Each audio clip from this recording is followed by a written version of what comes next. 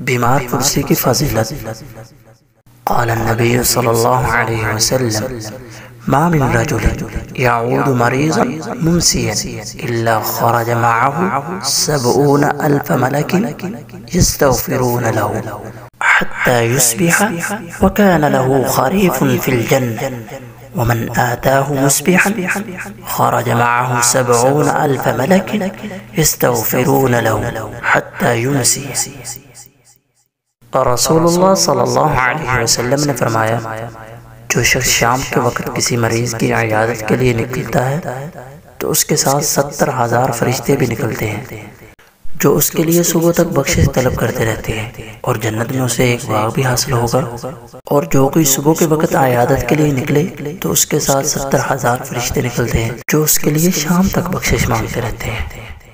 رباه عفوك إني للنور مدت يداي